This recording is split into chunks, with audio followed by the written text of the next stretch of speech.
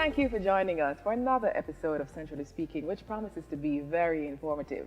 Centrally Speaking is a program that opens up the conversation around important matters of economics and finance, matters of national importance that have an impact on your life. This week, we continue a conversation on one of the hottest topics in the country right now, hot, foreign exchange market. But before our guest, let's hear from the streets. What are your views on Jamaica's foreign exchange market? I think it's high right now, but it does fluctuate at times. It's at 134 right now. I think the economy plays a very influential role in it being at 134 due to the fact that the government imports more than it exports. The US exchange rate is extremely too high. I think that we buy it for more than what we actually get. So I would pay like $138 to buy it. And then in terms of getting it, I would get like $130. And I think that makes no sense. At the competition, right, and more man, we pay more if we get the dollars. And that's I do it from the outside market, you know. And who have enough a dollar, we pay for it. That's why it has slide. Currently, I think it's a better system now than it was before, because one time under the previous administration we just have movement in the dollar that wouldn't come back down. Now the approach that the Bank of Jamaica has taken with the Ministry of Finance is to have a flexible exchange rate system, which means that sometimes you see it goes way up depending on demand and supply for the dollar, and another time you see it come all the way back down. And I think for business people, we can better plan and organize ourselves around that sort of a system. I know that like with this whole canary scare now, this coronavirus scare now, persons who normally buy from China have to go to North America, and the things are more expensive that way. So because there's a higher demand for the dollar will obviously go up.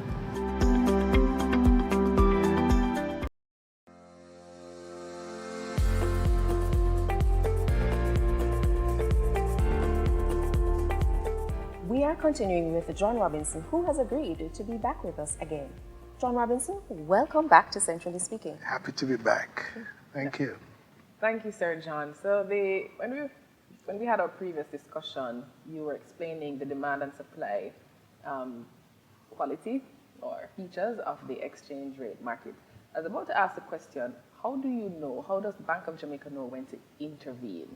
When it says it intervenes in the market, what causes that? At the times we have intervened in the past, it's been triggered by clear signs of an imbalance in the market. For the most part, demand has exceeded supply. And those have been triggered, especially in the last year or so, by instances of very large demand for investment purposes. When that happens, there are clear measures which change. The spreads widen, the volatility increases, and the price, the exchange rate that is, moves quickly. The spreads, which spreads? The difference between the buy and the sell rate. Okay. So in those instances, it needs some action to normalize the situation. And Bank of Jamaica has in those cases sold foreign exchange into the market to loosen that logjam. We intend to rely less on selling in the future as the market modernizes, and rely instead more on swaps, on forward contracts, and on the transparency that having the foreign exchange trading platform will afford us. But some persons are of the view that it should be fixed as opposed to fluctuate with market conditions. What are your thoughts on that? Well, the decision to have a market-determined exchange rate is a matter of government policy. Okay. And I believe there's very broad agreement that this is a system that allows free access to foreign exchange by anybody who needs it at a price which buyers and sellers agree. It's also a way of maintaining a competitive exchange rate. Okay. That is to say that if you're in the business of producing for export, the fact that the exchange rate moves with conditions means that you will not find a situation where your costs are increasing faster than your receipts from exports. Similarly, if you're producing for the domestic market, you will not find that you are undermined by importers who can undermine you, can outcompete you, because the exchange rate may be too low. Okay. So it's a way of having all of these actors survive and compete in a market fairly, in a way that a fixed exchange rate could not. Okay.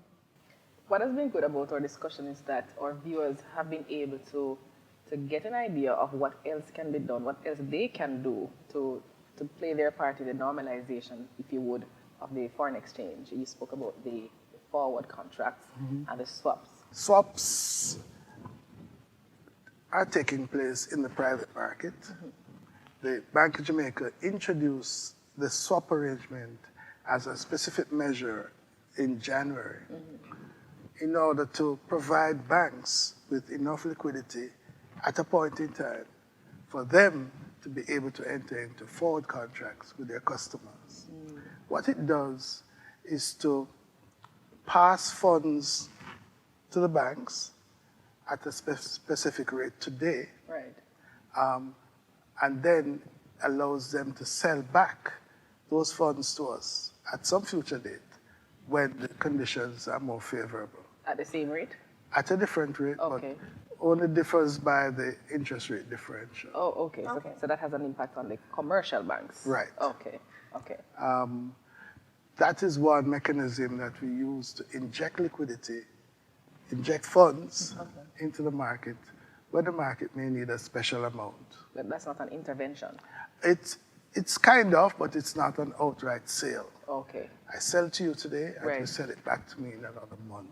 All right. So now that we understand the swap, thanks for explaining that. You're about to make the point about what can be done to maintain the competitiveness of the Jamaica dollar. Right. So the first thing is to have this efficient foreign exchange market that keeps the prices reflective of underlying conditions. The second thing, and this is really a macroeconomic action, is to keep inflation low and stable. And that is what Bank of Jamaica has been mandated to do. Unpredictable. Unpredictable. And we have arranged, organized our operations and modernized our operations to be able to deliver this consistently every year. Okay. There are other things, but these are more structural. These have to do with security, education, transportation, all of those things that add costs to doing business, which can be relieved by policy and by concerted action. So we've heard a lot about NIR, which is the Net International Reserves. Can you just explain for our viewers what that means? So the net international reserves, or the foreign reserves of the Bank of Jamaica, is a pool of funds that's available for use in extreme situations, natural disasters, pandemics, and so on. Events that disrupt the normal operation of the economy. Right.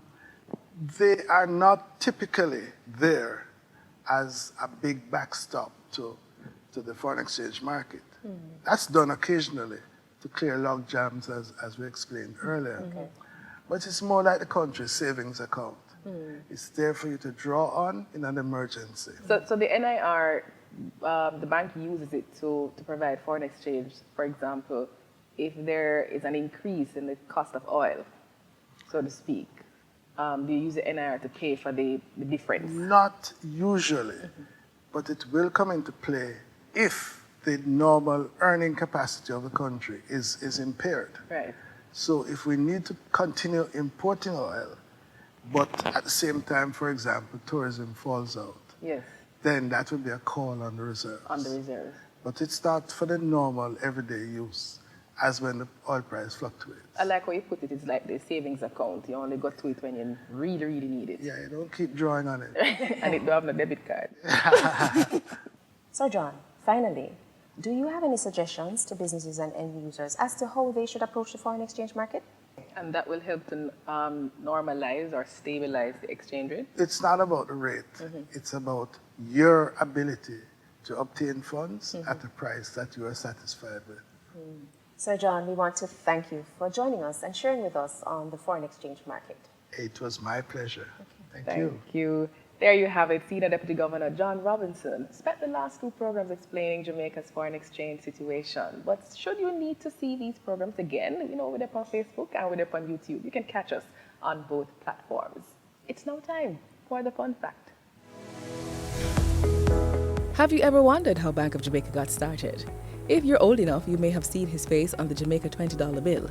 Or if you've been to the Bank of Jamaica, you may have walked past his statue.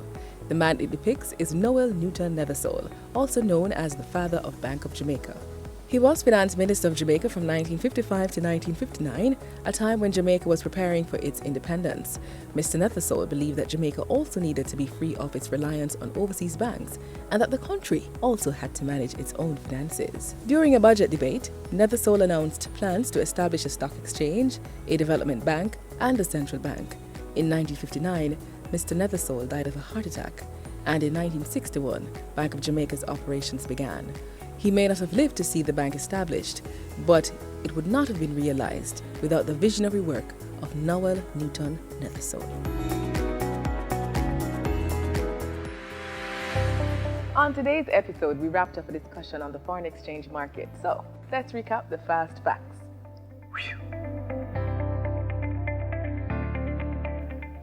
Number 1, the market is liquid. That means it has enough cash. So, generally, supply and demand are balanced in the market. Number 2, intervention in the foreign exchange market by Bank of Jamaica has become less frequent and will be even less frequent as the market improves. Number 3, a market-determined rate allows all of these activities to remain competitive at the same time in a way that a fixed exchange rate would not. Number 4, the main way to improve competitiveness of the dollar is to maintain inflation at a low, stable rate so that the domestic costs do not continuously rise faster than our competitors. Number 5, businesses should plan ahead and make the kinds of arrangements with their banks that reduce uncertainty about their foreign exchange needs. That's it for the fast facts.